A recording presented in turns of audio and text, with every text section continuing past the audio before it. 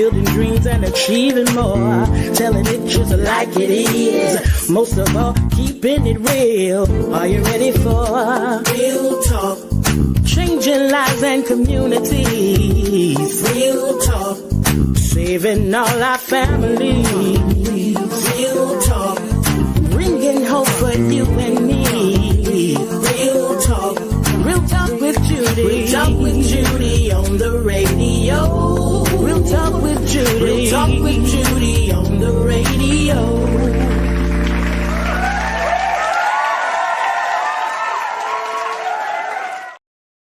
Well, hello there. I want to thank you for tuning in to another powerful segment of the Real Talk with Judy live radio show, where talks are real, deal with real issues, real people, and real talk. And that's real talk. I am so excited about the understanding being released on today's show. I want everyone to get on if you could. We got so much going on. Oh, this is cool. We got so much going on.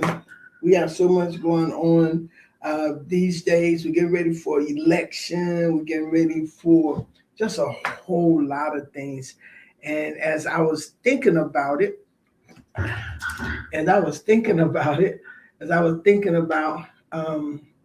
all the things that we are embarking upon, so many people dealing with so many things, and it's just a lot going on in life. I told a young lady yesterday, one of the things that must be consistent, must be a constant in our life is our relationship with the Lord. That has to stay paramount. It has to stay up top. And because I am really excited about today's show, I believe today's show is going to help us going to help all of us in so many ways. I want to invite you or ask you, if you would, to go ahead and tag others. If you're on Facebook or YouTube or Instagram or somewhere, they ask you to go ahead and share this. Go ahead and share this show already. Go ahead and get it shared, tag, call, text, whatever, and invite people to join us during this broadcast. While I go ahead and do this, I was thinking this morning that I am really standing on the shoulders of my and the legacy of my mom and my dad.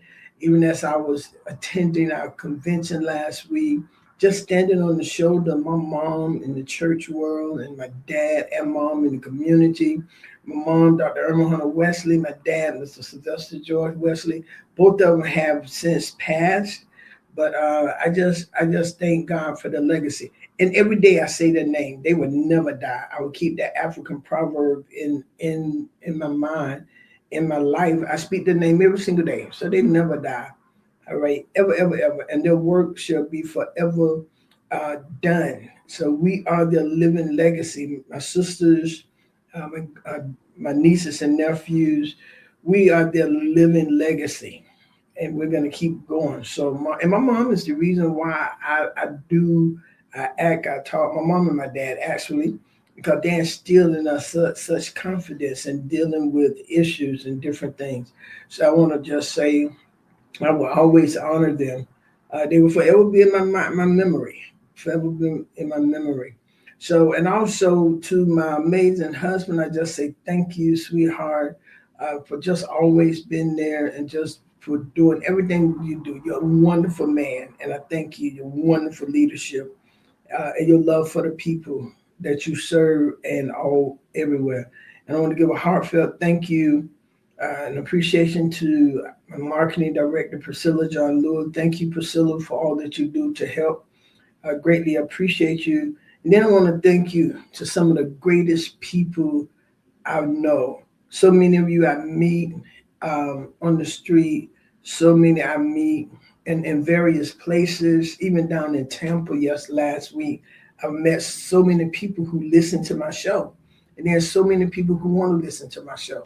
So I want to say thank you. Thank you so very much. I greatly appreciate each and every one of you.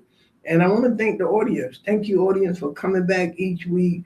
Thank you all for sharing. those who will listen now, those who will listen later. I want to say thank you. Thank you so very much. So I'm glad you're here with me today. So listen, family, turn the volume all the way up, pull your chairs close to the table right now, and welcome again to another powerful hour of the Real Talk with Judy live radio show, where the talks are all real. Let's go. Let's get started. So my discussion today is fix the building, not the builder, separating the person from the problem. And so we're going to look at fix the building, not the builder, separating a person from the problem. Also, we're going to look at that there's more than one solution to a problem. And sometimes we get so big out of shape because we think it should be our way or this is the solution. No, there is no the solution to anything. And so we're going to dive into that today. And the reason why I'm doing that, just seeing so much divisiveness and people getting angry because it's not done their way. I have learned, and in my leadership class that I just received that master's in, there there are so many different ways that we can do something. And then there is a matter of sitting down, collaborating, talking about it, and see what worked the best. Okay, what worked the best. And that's one of the things I really love about my bishop that I have now, is that he's a man of collaboration. He want to sit and hear. Now he does have, which all leaders do, they have things in place and they need it to operate a certain way. They need to go a certain way, which is okay. And then you sit down with those who work with you to see exactly how you're going to put the puzzle together. But before we get into that, there's another area I want to look at. And that is fix the building, not the builder, separating the person from the problem. Fix the building, not the builder, separating the person from the problem. Let's be completely honest about where we are standing today. The modern culture has handed us a broken, toxic blueprint for conflict. We live in a call out society where the moment a disagreement happens, people stop looking at the issue, they stop talking, they stop showing up, they start trying to demolish the individual. We sneak this. That's my word. We sneak this on social media. We throw personal daggers in our marriages, in marriage. I'm not gonna say ours, but in marriages, personal daggers are thrown. We launch character assassinations at work and in the church. We try to destroy the person instead of addressing the problem. Because on this show, we operate on a standard of excellence. I came to tell you that when you attack the person, you drain their internal battery. You force them to pull up a heavy wall of defensiveness, and you completely ruin the atmosphere of the room. You can't fix a structure crack if you're busy throwing bricks at the general contractor. Do you understand? You can't fix what's happening if you continually throwing bricks at the general contractor. We got to do better, people. It's time for us. I mean, you got adults acting like kids. You know, kids run away and don't show up. I ain't talking to you no more. That's children's stuff. You know, then you get in, you assassinate their character. That's children's stuff. Family, look at me. Look at me. Look at me right now. Those on the radio, you can't see me. Okay, but look at me. Disagreement is a natural part of growth, but disrespect is a calculated choice. When you disrespect someone, that's your choice. You don't have to, you choose to. All right. So true authority doesn't mean you have to scream the loudest or tear someone down to prove your point. Master builders don't demolish the site, they stabilize the foundation. I just wish grown-ups would grow up. I really do. It is frustrating to have adults or who's supposed to be adults acting like children. That's why some marriages don't stay together because they're not acting like adults. Come on. Come on. My husband and I've been married almost 45 years, but it didn't just happen overnight. We talk. We did that at the very beginning of our marriage. We talk. And we know that we won't always agree, but we did agree that we would come to a common solution in order to for the betterment of our marriage. Because we wasn't planning on running away. We don't run away. I don't run away for stuff. I want to talk to me. We're adult. The Bible says in business, be men. Talk. Many times character assassination happen because someone may disagree. That's not necessary. You're gonna disagree with your solution to a problem. Sometimes you disagree because you got different ideas of how the problem should be solved. And we're going to get into that a little later, but you got to look at it from different perspective. It's not just your way. It's not just the way you see it. Someone told me, you don't call me, you don't call me either. Hello? You don't call me, I don't call you. So when we want to call, just call. You don't pick me on your team. I don't never see you. I'm not going to pick somebody who's not there. You understand what I'm saying? So there's more than one way to skin a cat. In other words, there are more than one solution to a problem. And you do not have to destroy someone else's character to get your solution to be the only right solution. It's not about destroying each other. Y'all, all of us are working to make it in this society. Every last one of us. And we need validation to others about who we are. There's no need in tearing each other down. Now, I'm not going to give, if somebody called me for a reference, I'm not going to give you a good reference if I don't know your work. I'll say, no, if I hadn't seen you in 6 months, I can't give you no good reference, right? So today we are diving into a concept that has the power to salvage relationships, revolutionize workplaces, and heal divided communities.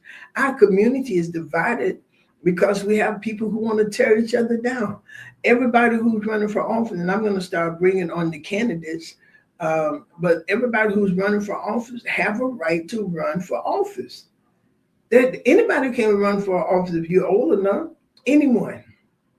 And you can pay the qualifying fees or get the petition. It doesn't matter. You can run for office. But this is what is disheartening. When you run for office, you don't have to disgrade somebody else. In my book, I wouldn't vote for you if anything. I just wouldn't vote for you because character assassination is necessary.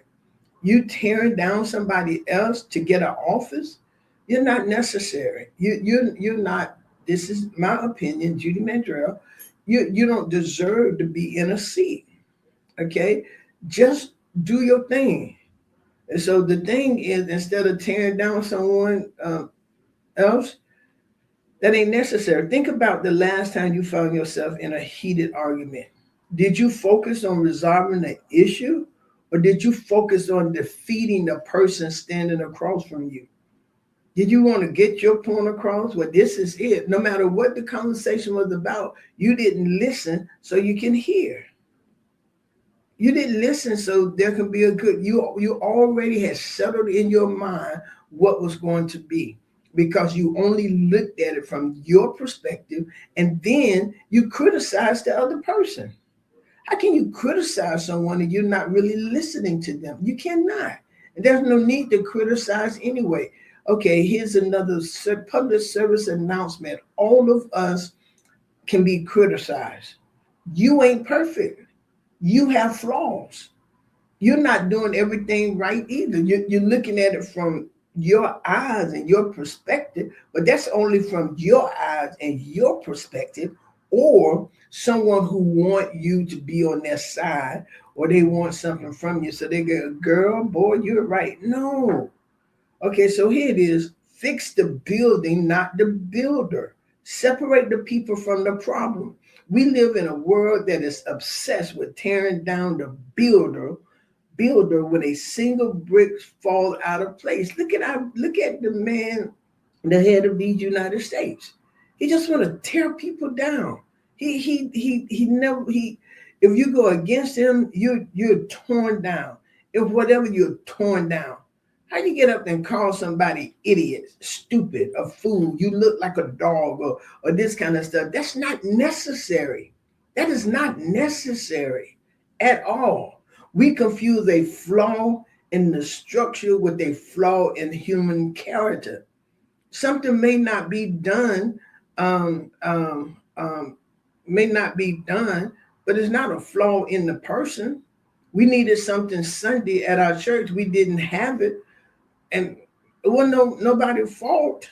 We just didn't have it. We got it now because we worked on it yesterday, so we can have it for now on. You understand? But what happened when we stop attacking a person and start examining the blueprint? Let's look at our first major quote of the day from the legendary negotiation expert Roger Fisher and William Urey. A basic fact about negotiation, which is easy to forget in corporate and international transactions, is that you are dealing not with abstract representative of the other side, but with human beings.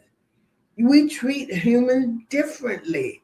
The Bible say, love your enemy, do good unto them who do you wrong, do unto others as you will have others to do. And the way you act, the way you tear down, if that's the way you want people to do unto you, so be it.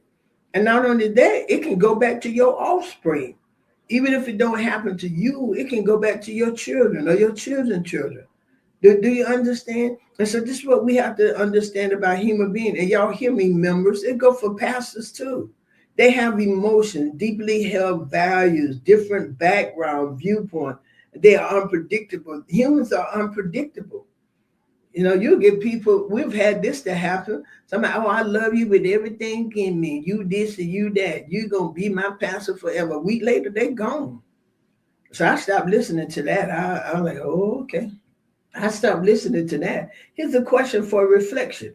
Why is our first instinct during a disagreement to attack a person character rather than address the problem itself? Why do we do that? What causes us to do that? That's a question for you to consider. What causes us to in a disagreement to attack a person's character rather than address the problem itself? Sometimes people come to you, well, I want to tell you about you. What about you? And this is my thing. We can see others so well, but we don't see us. Look, when you're looking in the mirror, the first person you see is you. Here it is. Here's the answer I want to give you. Survival, evolution, and ego. When our ideas are challenged, our brain process it as a literal threat to our survival. We go into a fight or flight mode. If someone's trying to help you do better, why would you go into a fight or flight mode? If they give you suggestions that will help you do better, or they see another part that can help you do better, why do people go into fight or flight mode? Attacking the character of the other person is a defense mechanism. It's an attempt to invalidate their argument by invalidating them. You don't have to. You don't have to do that. You don't have to. You don't have to invalidate a person's character. You don't have to destroy a person's character. I want people in my life, and I have them. I have some really good friends, and I really do have some wonderful people in my life. They have been tried. I've been friends with some of these people 30, 40 years and 50 years. 50, I got a friend, and she and I have been friends for 15 years. I'm sorry, 55 years. We've been friends for 55 years. 55 years. 55 years. A beautiful friendship. And we still friends to this day. My sister, her whole family. I think her mama and daddy had 17 children. And one of her sisters served as my assistant in the national church and the regional evangelism.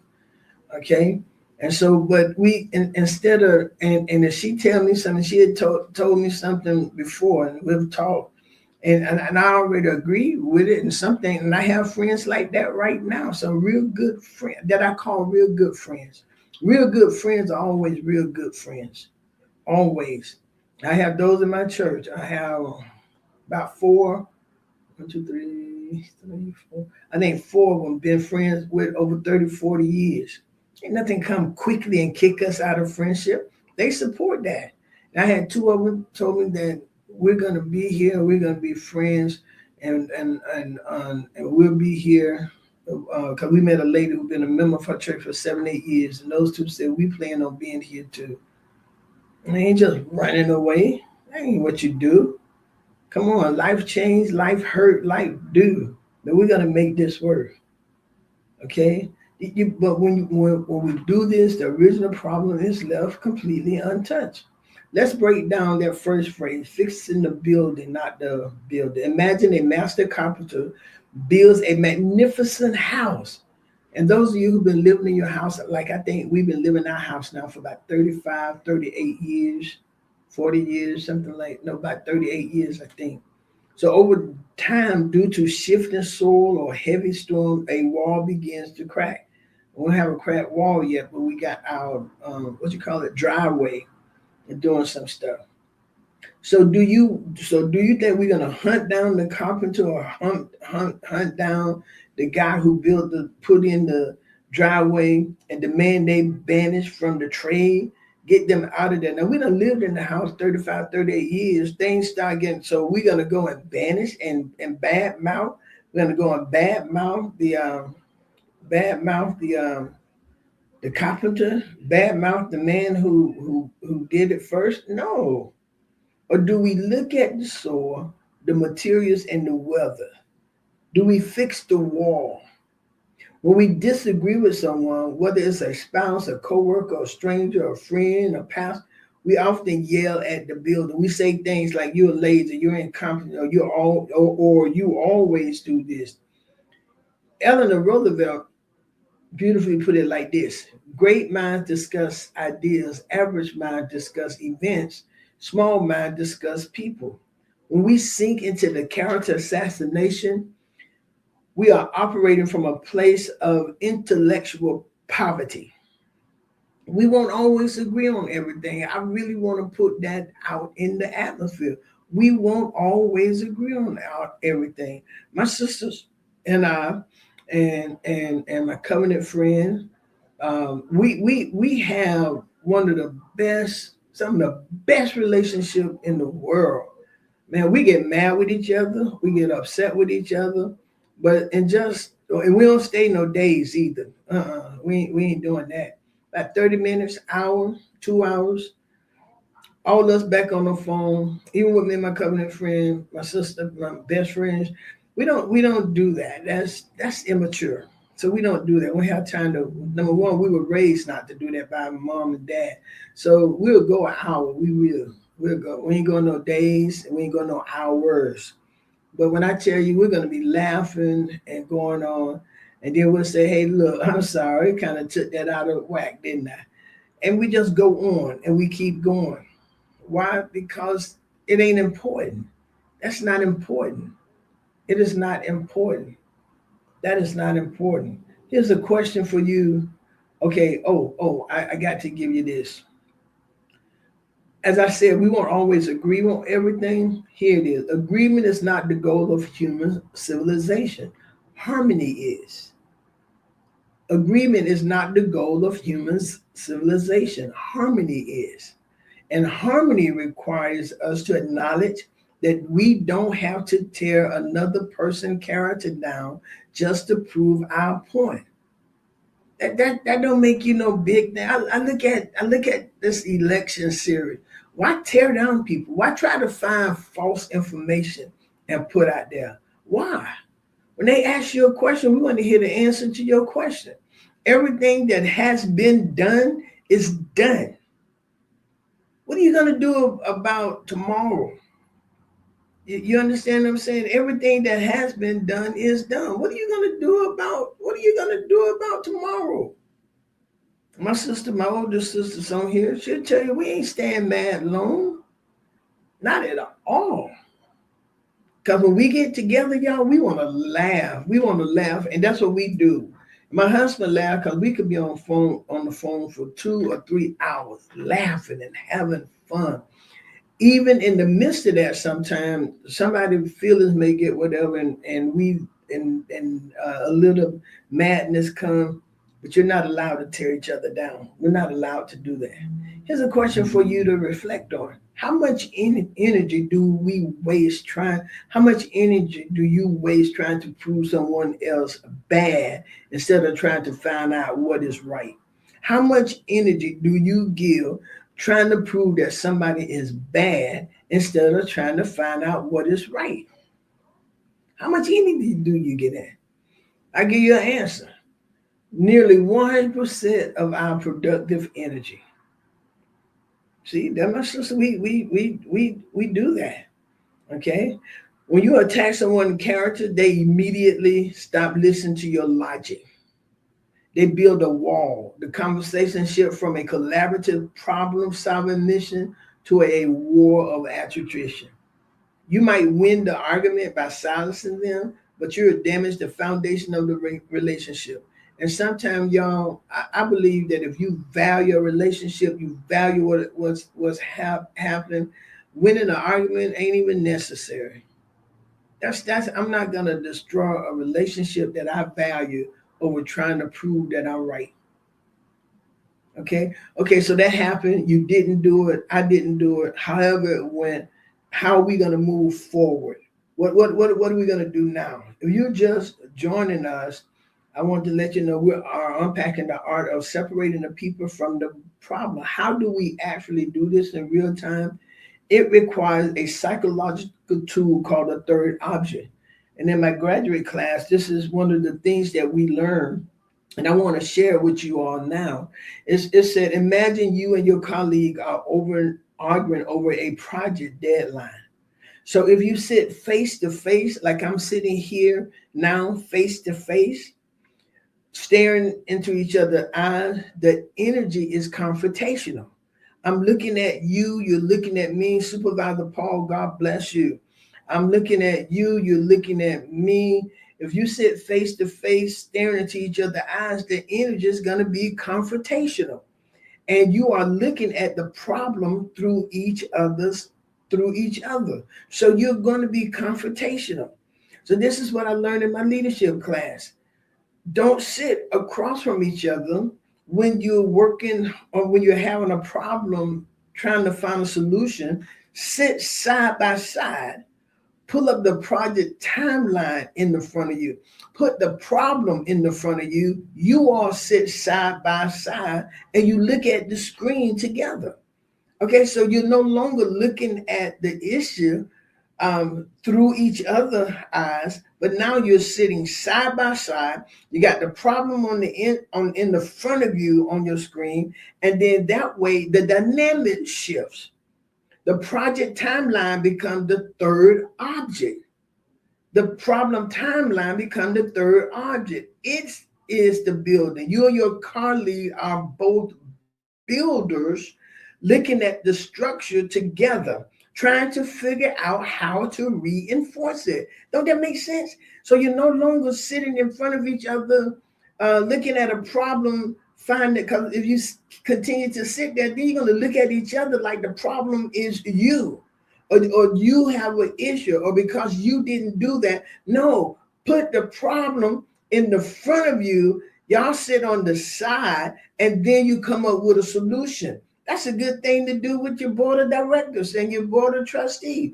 Put the issue in the front of you, and then you all sit side by side. The issue is in the front. Even if you're planning something, put the issue in the front, and no longer are you looking at each other, but you all got your focus on the same thing, and you can perhaps you will see things in a different perspective. Wayne Dyer said it like this. Hey, Victoria, when you change the way you look at things, the things you look at change. When you change the way you look at things, the things you look at change. Okay, it changes the way you look at it. And Dwayne Dyer isn't just a fluffy feel-good mantra. It is a profound description of how human psychology, neuroscience, and physical reality intersect. When you change, here it is, when you change your internal lens, you literally alter what your brain allows you to experience. When you change your internal lens, you literally alter what your brains allow you to experience. Okay, here's one of the, I want to give you what I learned in my class. It said, here's a deeper look into the mechanics of how changing your perspective changes your world.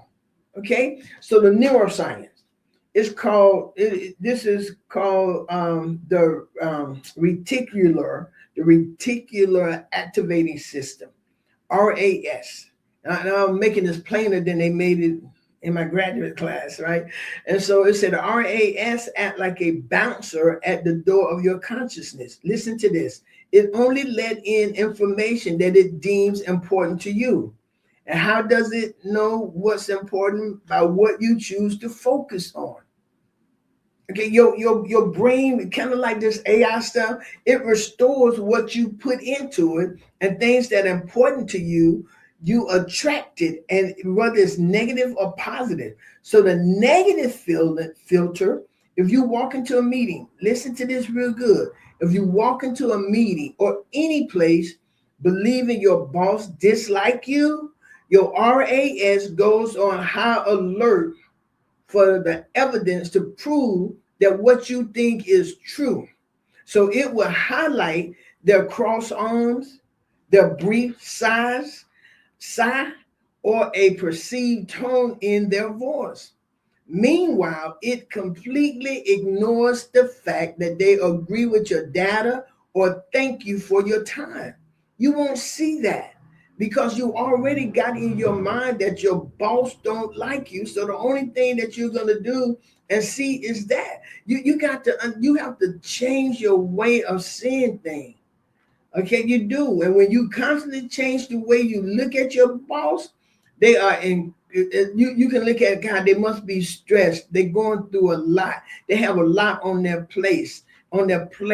Wow, it must be heavy leading this team. It must be heavy for the pastor to do this. It must be heavy. I know what they're going through. Suddenly you notice that their exhaustion rather than malice. The person didn't change, your filter changed. The cognitive reframing in psychology, this is known as reframing. So a frame decides what is inside your view and what is left out. For instance, when you put something in a frame, only thing going in there is what you put in there, right? So you get an 8x11 frame and you put in a 5x7 picture or whatever, you're going to have a lot of room left for criticism. But when you change the frame and you change the picture, you put in the size, you change the meaning of the entire picture. Consider this.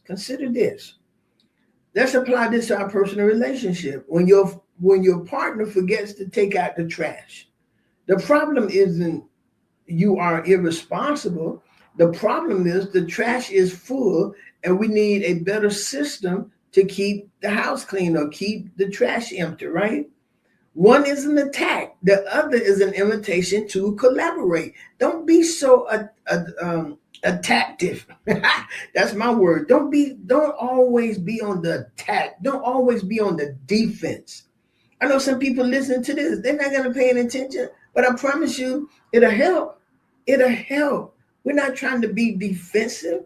And if you look at your life, sometimes we say, I got this, your life been like that. It's just now you decide to do whatever. Question. What would your daily life look like if every time someone upset you, you pause and ask, what is the objective problem here?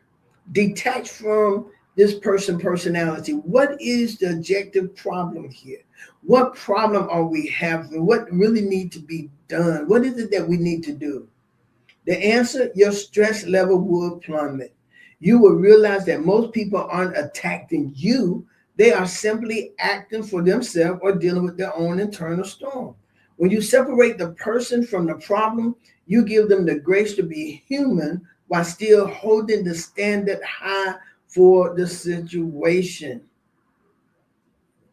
One person, you put a number 6 on the ground, you put the number 6 on the ground, depending on where you're standing, no need in arguing because the person standing, I think, to the top, let me see.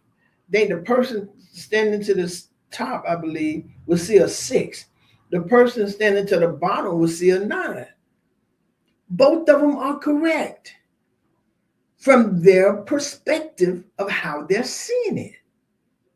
So the problem isn't necessary for me to start fighting you. No, because you're seeing it from a different perspective. You really do see a 9. I really do see a 6. And what it showed, there's no one solution to it. So we don't have to start fighting over that. We looking at it through the lens. That's all. You don't have to tear down each other's character. You don't have to tear each other up. The bottom line, we do not see the world as it is. We see the world as we are. So we don't look at it as it is. We look at it as we are. And listen to this. The external world is a mirror of your inner state. If you want a better world, you don't start by rearranging the mirror. You start by changing the face, looking into the mirror. Michael Jackson sang a song about the man in the mirror. So we start right there, right?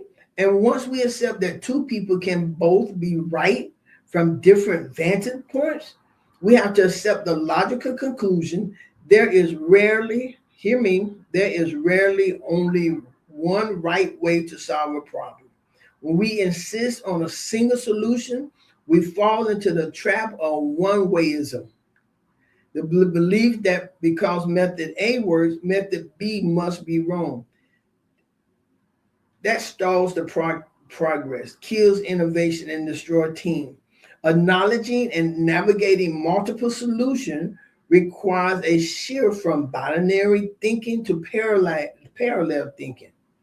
Here is an elaboration of why this happens. Okay, why multiple solutions exist. Problems are rarely one-dimensional. They usually involve competing priorities like time, money, quality, and human energy. Different solutions prioritize different currency. Imagine a company needs to fix a glitch software. Solution, the speed route. Patch the existing code. Cost, low money, low time. Risk is temporary band-aid.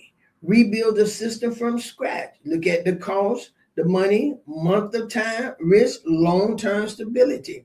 Both are completely valid solutions. Neither is inherently wrong.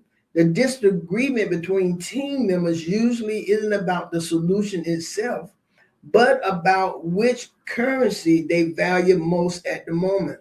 Solution for dealing with multiple, when a team or relationship is paralyzed because there are too many good ideas on the table, you need a framework to decide how to move forward without tearing down each other's character. Let me tell you something. There is no one way to do it. There is no one way to handle all of this stuff we got going on in the world. There is no one way. There is no one way to handle homicide, gun solution. There is no one way. No one has the ideal way. No one. I do believe as a child of God that we do, like the Bible says, if you lack wisdom, ask of God.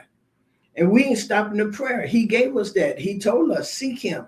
And in that prayer, you seek God for direction. That's why we ain't having no real answer. who praying and who we come to group, we coming together with all these ideas, ain't nothing working because we haven't sought the master. That we haven't sought God for direction.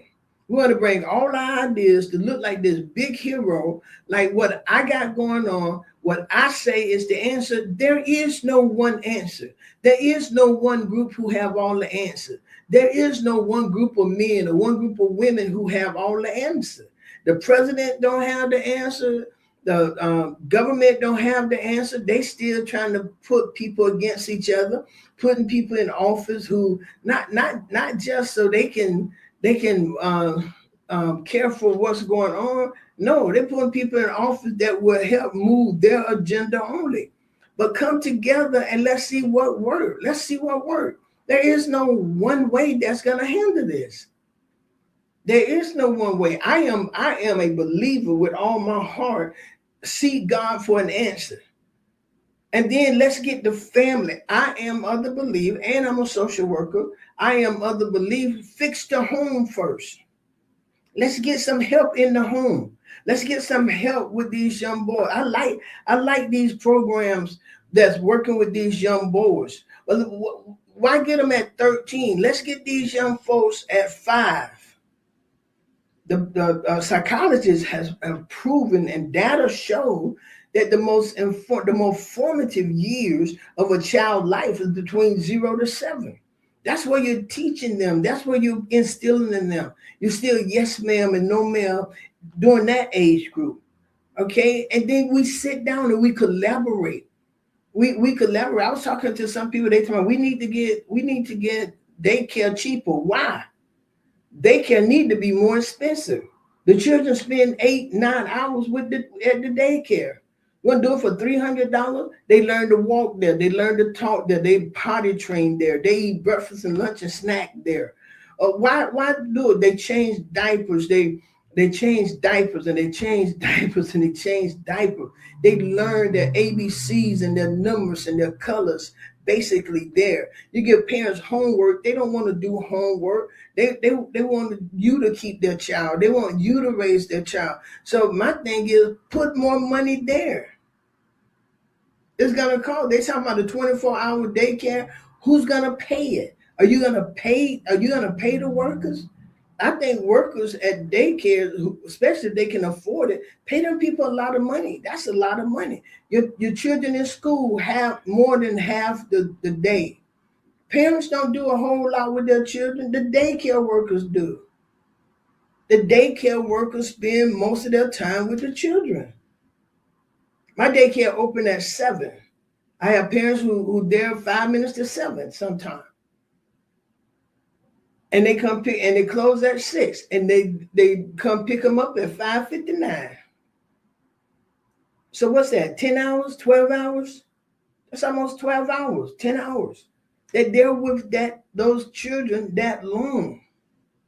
And so what's the solution? Sit down and find out. Sit down and find out. I'm a believer in the smaller daycares, and not just because I have a small one, but you get to be more focused on there. Children with autism, children with developmental delay issues. We got all of this. Let's sit down. There is no one solution to gun violence. And gun violence it affects everything. We was at a meeting last night and they were talking about the single parents this. The young man said, I was raised by a single parent. There's a lot of men who were raised by a single parent who did not have a man in the home, and these kids are doing well. So is that the real issue? So we have to sit down and look at it and let's find out what's going on. And true leadership isn't about finding the single perfect solution. It's about building a culture that can evaluate multiple paths with humility, choose one with clarity, and execute it with unity. You may have to put several plans in action, several different ways to do it in action. There will not be one single way. Why? Because everybody is different. And so you have to see who can relate better with this, who can relate better with this. And just because you're experienced don't mean that you did it well.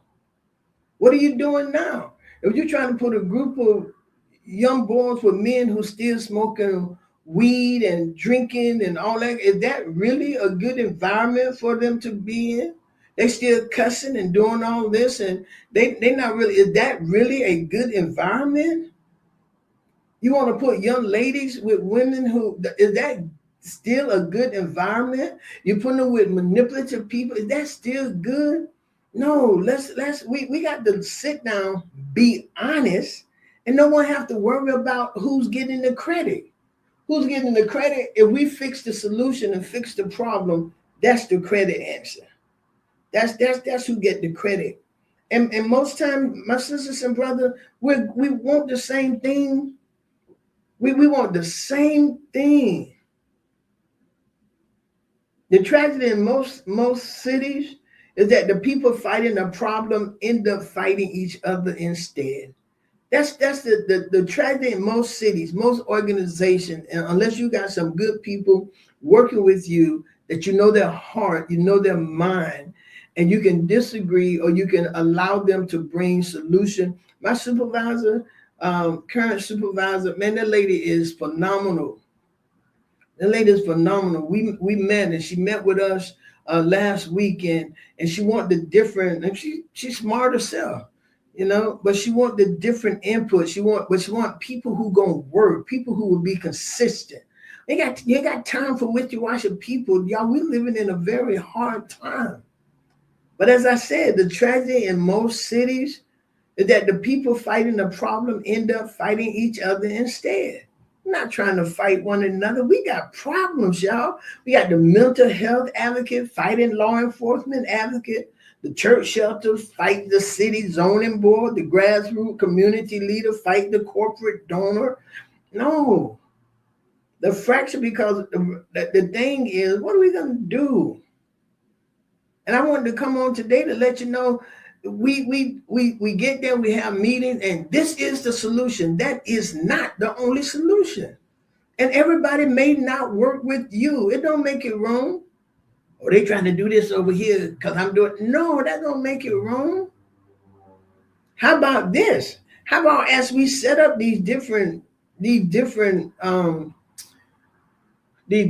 plans, how about the leaders of them, or the executive boards of them, or the people moving it, come together quarterly and look at what impact everybody is making? How about that?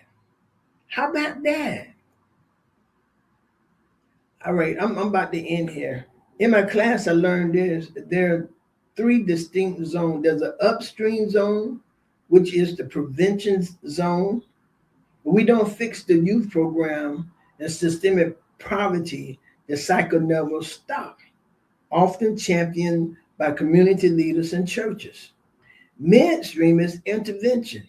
If we don't provide mental health and addiction recovery, housing won't last. That's often championed by healthcare professionals and nonprofits. The downstream, that's the crisis management. If we don't enforce the law and provide immediate shelter tonight, people die and neighborhood collapse, often championed by local government and law enforcement. Reality, if you only work upstream, people suffer today. If you only work downstream, you will run out of resources tomorrow. All 3 zones are entirely right, completely necessary, and entirely dependent on one another. So to stop the infighting and align these moving parts, a community must change the infrastructure of how they communicate. And let me tell you something, communication is very important. And communication is not just me talking and you listening, or you talking and I'm listening. Communication is when we take time to sit and actively talk so we can get an understanding, and then we can move better. But we must understand there's no one way to solve the problem. A true leader does not say, do it my way. A true leader asks, what part of the wall are you building, and how can my piece support yours? That's how it works. In my Sunday school class, Sunday, I had the ladies, and it was good, and that's how it was. So this is the vision of the church. So how does your piece fit into it? How does what you want to give fit into this? Where would you fit into this puzzle? You're a piece of the puzzle. Where do you fit? You got time for all this craziness? Got time for that. They ain't got time for that. Our world is in trouble, our homes are in trouble, our schools are in trouble, and we got people fighting, trying to tear each other down, and that's not what we need. And that's in any city. We need people to collaborate, we need people to work together, and mostly we need people to understand there is no one perfect solution to anything. None. If it was, maybe it would have already been done because everybody thought they had the perfect solution. There is none. There, there are entities currently fighting the issue. When you map it out, you realize that the street ministry and the police department aren't enemies. Let me say it again. When you map it out, you realize that the street ministry and the police department aren't enemies. They are working different sides of the street. The street ministry can build trust where the uniform can't. And the uniform can provide safety where the ministry cannot. By explicitly acknowledging each group's unique superpower, you eliminate turf war. That we got going on with churches. Turf war. Oh, I can do this, I can do that, I can do this. Do it and do it good. You know? Stop meeting. No, that won't work. No, that won't work.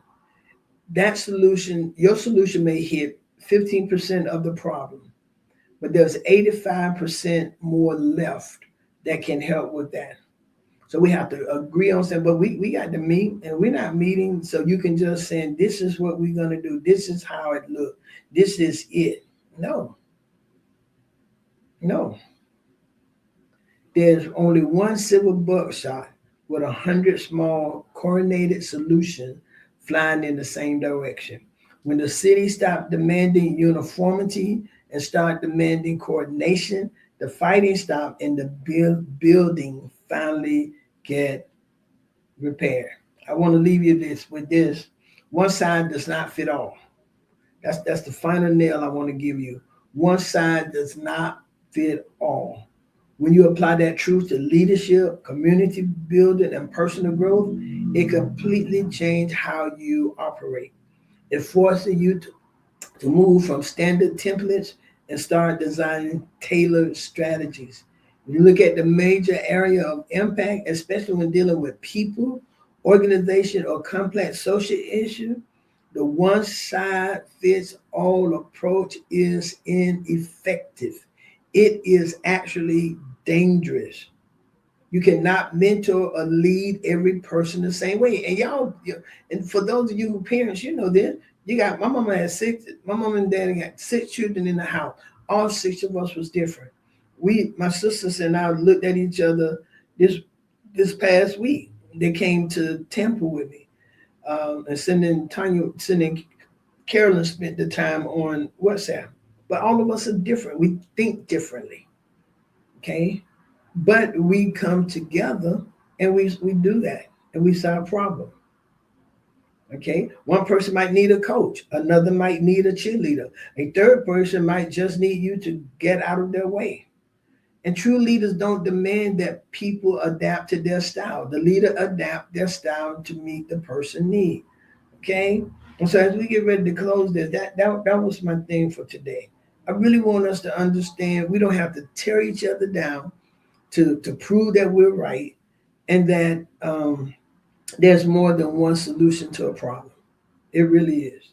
No one problem have the same answer.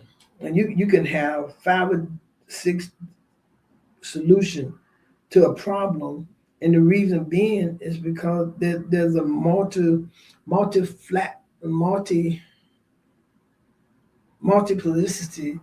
something like that, of problems. that make up that one solution. All right. So I want to leave you with this enduring thought.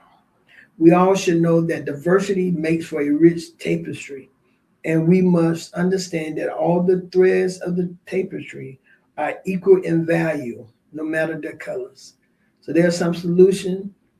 The solution are equal in value, even though they may be different colors. And I want you to understand that. I want you to understand that we all have, and don't hold on to your perspective or your thought of solution because they got one out there. Find out how you fit in and make it work.